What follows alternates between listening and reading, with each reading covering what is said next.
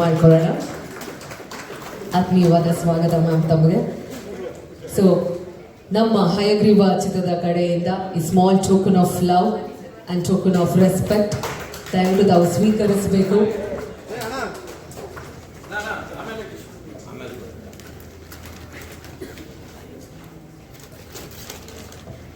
ಧನ್ಯವಾದಗಳು ಮ್ಯಾಮ್. ಒಂದೆರಡು ನಿಮಿಷ ನೀವೆರಡು ಮಾತು ma'am on behalf of you. ಎಲ್ಲರಿಗೂ ನಮಸ್ಕಾರ. Thank you sir. ನಿಮಗೆ ನಾನು ವಿಶೇಷವಾಗಿ ಧನ್ಯವಾದಗಳನ್ನು ಹೇಳ್ತೀನಿ. Thank you sir. ಸಿನಿಮಾದಲ್ಲಿ ಮಾಡ್ತೀವಿ ಹೌದು, ಬಟ್ ಆದರೂ ಕೂಡ 25 ದಿನ ಪೂರೈಸಿದ ನಂತರದಲ್ಲಿ ನಮ್ಮನ್ನು ಕರೆದು ಒಂದು ಅಭಿನಂದಿಸಿ ಇಷ್ಟು ಪ್ರೀತಿ ಗೌರವದಿಂದ ನಮ್ಮನ್ನು ಕಾಣ್ತಾ ಇರೋದಕ್ಕೆ thank you once again. And ನನಗೆ ಹಯಗ್ರೀವ ಸಿನಿಮಾದಲ್ಲಿ ಅವಕಾಶ ಕೊಟ್ಟಂತಹ ರಘುರವರು, ಯಾಕೆಂದರೆ ರಘು ಅವ್ರನ್ನ ನಾನು ಒಬ್ಬ ಅಸೋಸಿಯೇಟ್ ಆಗಿ ನೋಡಿದ್ದೆ ಸರ್ 10-15 ವರ್ಷದ ಹಿಂದೆ. ಆ್ಯಕ್ಚುಲಿ ಅವಾಗ ನನಗೆ ಹೇಳಿದ್ರು ಅವರು, ಮೇಡಮ್ ನಾನು ಒಂದು ಸಿನಿಮಾ ಮಾಡ್ತೀನಿ, ಮಾಡಿದ ದಿನ ನೀವು ನನ್ನ ಸಿನಿಮಾದಲ್ಲಿ ಆ್ಯಕ್ಟ್ ಮಾಡ್ತೀರಾ ಅಂತ ಕೇಳಿದರು. ಬಟ್ ನಾನು ಅಂದ್ಕೊಂಡಿರಲಿಲ್ಲ ಸರ್.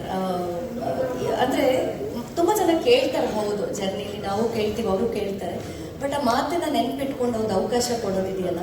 ನಾನು ಬಿಗ್ ಬಾಸ್ ಮನೆಗೆ ಹೋಗೋದಕ್ಕಿಂತ ಮುಂಚೆ ನಾನು ಹಯಗ್ರೀವ ಸಿನಿಮಾದಲ್ಲಿ ಆ್ಯಕ್ಟ್ ಮಾಡಿದ್ದು.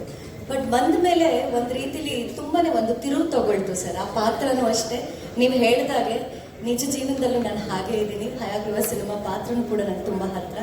ನಿಮಗೂ ಥ್ಯಾಂಕ್ ಯು. ಆ್ಯಂಡ್ ನಮ್ಮ ನಿರ್ದೇಶಕರಾದ ರಘು ಅವ್ರಿಗೂ ಥ್ಯಾಂಕ್ ಯು. ಆ್ಯಂಡ್ ಇಡೀ ಚಿತ್ರತಂಡಕ್ಕೆ ಒಳ್ಳೆಯದಾಗಲಿ. Thank you so much sir. Thank you.